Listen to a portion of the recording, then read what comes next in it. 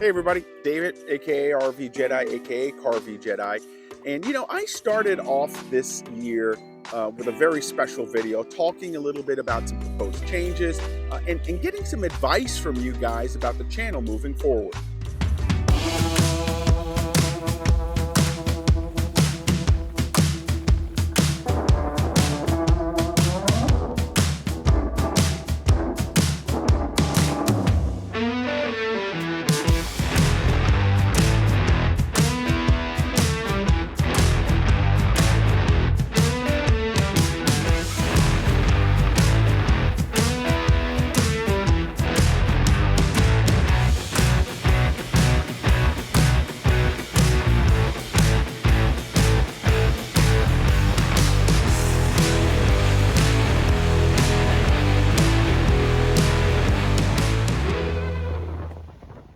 Hey everybody, David, aka RVJedeye, aka Car-V-Jedeye, and 2023 is here. I am excited about what is going to happen.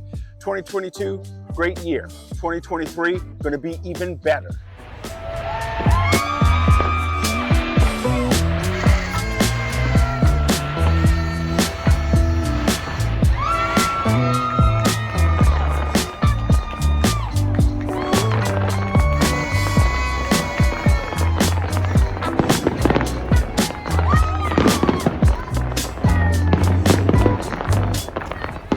Every year on this channel, at the beginning of the year, I look back at the previous year, analyze some of the things that went well, some of the things that didn't go well, and talk about some of the changes that are coming up for the upcoming year. And that's what we're going to do here today. Now, I want you to know I really appreciated everything that you guys had to say. There were so many good notes that I took from it, and I'm going to incorporate a lot of that into the channel for this upcoming year. It's kind of a two-way street. I like to share what I'm doing, but I also like to hear some feedback from you guys. So that was really important. I want to say thank you. There are a lot of things that we talked about in that first video, but I think the biggest one that caused a red flag for so many people was my concern about what I'm going to do with my chefing it up videos. The analytics don't always show that a lot of folks like them, but so many people tell me they like them. So after listening to your advice, thinking about everything, hey, cooking is a part of what I do when I'm out there. I am going to continue to do chefing it up videos as I move forward. Now, they may look a little different. I'm going to try some things. I've got some new recipes that I'm working on, but hey, this is a part of what I do. I like to share the cooking experience while I'm out there, so those videos will continue. Now, on to today's video. At the end of the last video, I put up a little sign at the end asking for questions. I also put it up on Instagram, and I got a lot of good responses. So this is kind of a Q&A. You asked the Q's, I've got the A's, and we're going to see if I can answer as many of the questions that you guys posted and hopefully give you some answers to some things you've wanted to hear. So without further ado, let's get this started. So we're going to start with the questions that were posted over on YouTube, and the first one comes from Cheryl Schupel, and she asks, it would be nice to know how far in advance do you book your trips, and perhaps what do you like most or least about car camping? It's certainly quite different from motorized RV camping. Well, Cheryl, thank you very much. I know you follow the channel, and I really appreciate the question and you following on a regular basis. In terms of how far in advance I book my trips, again, I still have a job and a bricks and sticks kind of home, a little condo here in Seattle. But I do try to get out as much as I can, and what I try to do is book about a month in advance if I can. I primarily camp at state parks and county parks, so I use their systems to book things. I do want to try some more kind of random boondocking maybe this year, so we'll see how that goes.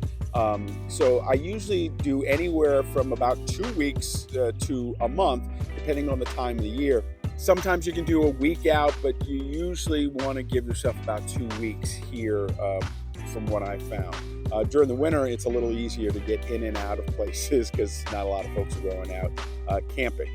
As for the difference between car camping and motorized camping, yeah, there's a lot of difference to it. And I like the ability to get in and out with a car. It's really small. I have everything there. But I do miss having an RV, and I miss being able to have a bathroom in the middle of the night. I miss being able to stand up sometimes because you have to lay down a lot. But the nice thing about car camping is it forces you to be out in the environment a little bit more, which is nice. So there, pros and cons to both. I think the thing I'm most excited about car camping, again, is being able to drive around the Pacific Northwest and really explore some nice places. The next question comes from May Flowers, and she asks, how about a weekend trip to Portland? Well, are you inviting me, May? I do want to get out more in the Pacific Northwest. That includes Oregon. I also want to get east some more in Washington. And yep, I even want to cross the border and go north. So who knows? Maybe one day soon. The next question comes from Rob Eastwood. Hey, Rob. And the question is, what are your thoughts and plans for the next RV? Will it be car camping or small tow behind, or something larger, or maybe something else? And would you ever consider doing a podcast? So let me start with the last question first. Yeah, I would consider doing a podcast. I think podcasting is very interesting, but I want to make sure that I have something that I really want to talk about so that it's just not me rambling, because I don't know that anybody wants to hear me rambling. So at some point, I think I probably will take a shot at doing a podcast. We'll just have to see. As for the first kind of part of your question, right now, my plans are to pay off my current RV, which is in storage, get that out of the way, and then really hunker down and figure out what's going to be next. I continually look at a lot of different things, from small tow behinds, like a Scamp or a Casita, to maybe even getting a minivan and building that out for something, or a small Class B, like a Ford Connect, something like that, and build that out myself. And then also just a traditional Class B. I mean, some of those Class Bs are really, really exciting. So I'm thinking about a lot of different things. One is obviously it's going to depend on budget, and then just kind of timing overall for where I am in my life. But yeah, I'm thinking about a lot of different things. So if you have a suggestion, please pass it along. And the next question, and I love this channel name, Marva T to Fulfillment and Beyond. Have you ever considered going live? Yeah, Marva, I have. I just don't know how to yet, and or when to, and I certainly hope that'll happen soon. Whether it's a live Q&A, something like this, and maybe I do a version of it, or some other kind of live chat. I certainly want to try to do that, and I expect sometime this year to try it. So if you have any advice on how to do a good live, let me know. Or if there are things you want to hear during a good live, let me know. All right, on to the gram. Questions there. First one, Trucking Jedi. Oh, buddy, I gotta love that name. Trucking Jedi asks, any plans to come to Canada? If so, are you looking for suggestions? Well, first, I'm always looking for suggestions as to where to go, so please drop them here. I'll put them on the list. I think I'm going to start building out a list of places that people suggest so that I know where I'm going to possibly look to go. As for Canada, heck yeah. I have people who've been following the channel for a while who have said, you got to go to Canada. I've been to Montreal many years ago, but now I want to go north of the border here and see what it's all about, and maybe do some car camping and or RVing or something. But hopefully this year I can cross the border. The next two questions I'm going to kind of combine. One comes from Smooth Skater, and the other one is Lisa's RV experience. Smooth Skater asks, what's stopping you from getting another opinion on your RV? And Lisa's RV experience asks, what's going on with your RV? Did you sell it? Are you getting something else? So my RV right now is currently in storage in Wisconsin, and that's where it is for right now. If you're new to the channel, I used to have an RV. It was in Green Bay when I was moving out to Seattle. I tried to bring it over and the engine blew, and then I had to pull it off to the side of the road, go back, put it in storage, and that's where it is right now. Now, I've reached out to a couple of different places in the area, sent them the information that I had from those who have looked at it, and pretty much it's all the same in terms of how much they think it's going to cost to fix it. You know, the one thing that is pretty consistent is that there needs to be some kind of new engine, whether it's a refurbished engine, whether it's a crate engine, something like that. But then again, when you start to factor in the cost for doing all of that, and that's not just the engine, it's getting the engine there, it's installing it, it's going back and forth to deal with it. You know, when I look at everything in the long run, I just don't know that it's cost effective to do it. So, you know, it was a tough decision last year. I talked a little bit about it. I'll put a link to the video that I did an update last year on it. I think for me, the best thing to do is to, again, try to pay it off as quickly as possible, sell it for as much as I can, and move on from it. So that's the plan for right now. Okay, so the next questions, it's a series of questions, and this comes from My RV Utopia. There are about 5 of them, so I'll go through each of them as I can. The first one, what should a person look for and avoid when it comes to a storage unit for their RV? I think it's personal on this one. It really depends on where you live as well. When I was in Wisconsin, I had indoor storage, and that was phenomenal. But I've also had outdoor storage for my RV when I lived in Florida. It wasn't as bad in terms of climate there, so I felt okay with it. The key is you want to make sure that you can get access to your RV at any time, because if you're coming back from a trip, you may get back a little bit later than you thought, and you want to make sure that you can get your RV into your storage unit. If you are leaving early, you want to be able to get access to your RV to get out early. You want to make sure that it's in a safe neighborhood. If there's locks, you know, around a fence, that's great. If there's somebody on site who's also kind of watching everything, that's great too. There are a lot of different options. The other thing too is you can look around Craigslist, places like that. There are you know, people who have some homes with, you know, some yards and things like that, who may want to rent up some space for you, and that's, you know, a more personalized parking situation. So that's an option as well. The second question here, what advice do you have for a first-time RVer trying to buy an RV for full-time living with a more economical budget? This again is a personal one for you. The first thing that I would say is try to make sure whatever RV you're looking at is mechanically sound. You can fix the, you know, the inside. You can do a reno on all of that. That's okay, but you want to make sure your systems are really good, and you really want to make sure that there are no leaks. You can find a decent RV to start your RVing with and your full-time living with. I would probably tend to go with something smaller, again, a Class B, something like that, and you'll probably live into it 1 to 2 years before you kind of upgrade from there. But the nice part about trying to live in something full-time is making sure that the systems are good, that you can drive it and feel comfortable driving it, and you're going to have to do some research. It's going to take a while to find that really good one, but there are some really nice diamond in the roughs out there. The next question, what RV memberships are a must? Especially if you're going with a used RV, I would say any kind of AAA situation. AAA is a good one.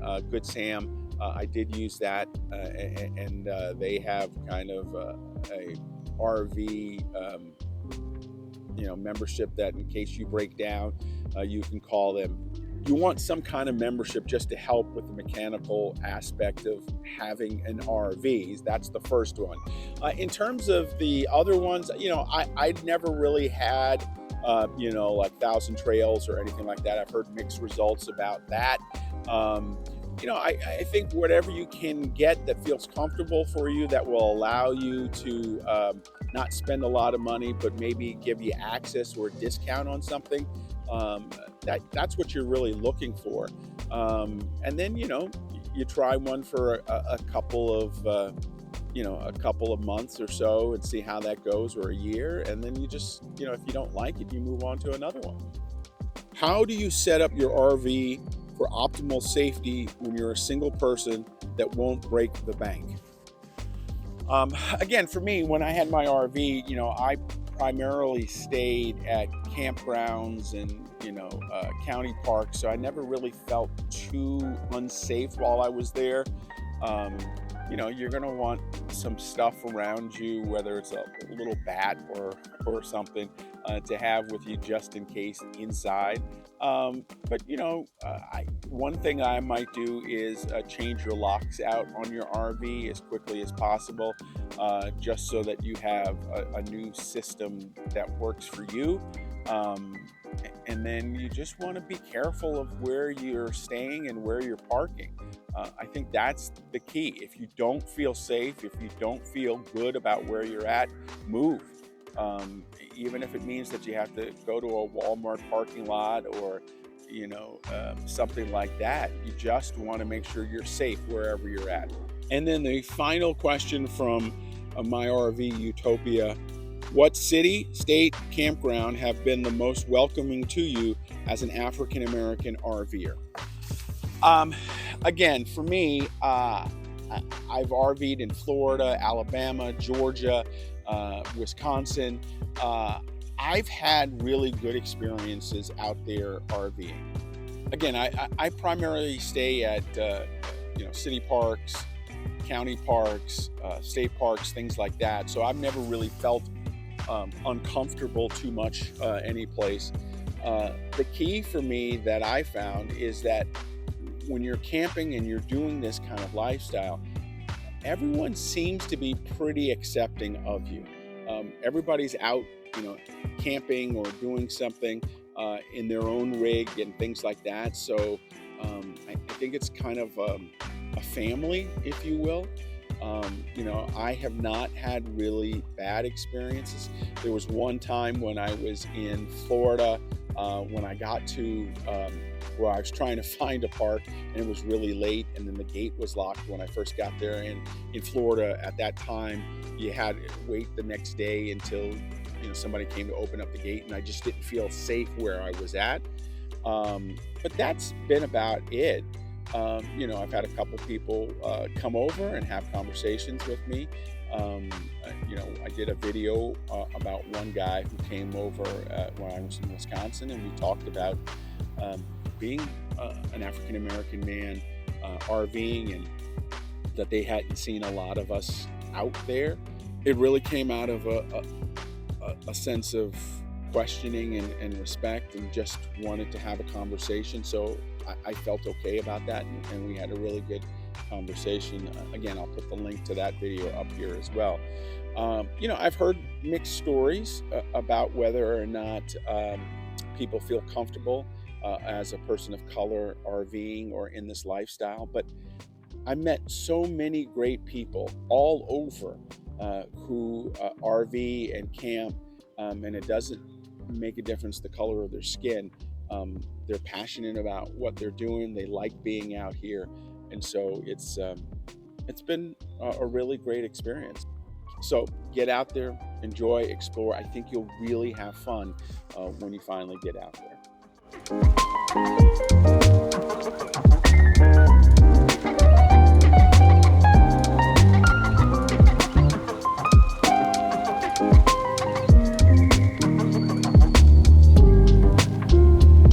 So that's the end of the Q&A for this month.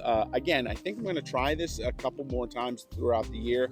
We'll see how it goes. But I appreciate everybody who submitted a question here and on Instagram. And I just want to say thank you all very much. Hey, that's going to do it right now for me. Make sure you follow me all over social media at RVJedeye. And then, of course, you can follow me on my website at RVJedeye.com. get out there, explore, car camp, RV, do whatever you need to enjoy the great outdoors. And this year, we're going to do a lot in the Pacific Northwest. Thanks for watching. We'll see you next time.